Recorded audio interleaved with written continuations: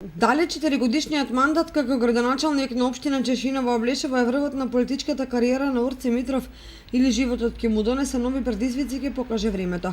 Меѓутоа 8 години подоцна жителите од оваа општина за него зборуваат како за најнародниот градоначалник.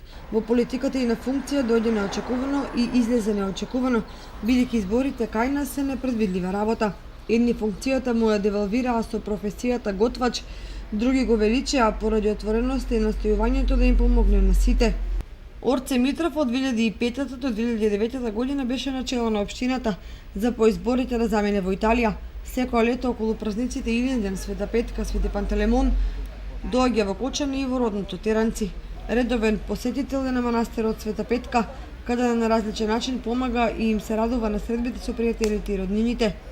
Токму за живописната Плачковица го запрашавме какви се неговите планови во политиката. Па право да ви кажам и така, не многу.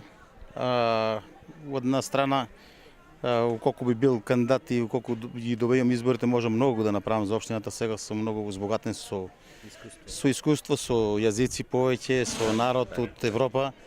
А од друга страна, до голема врска е напори.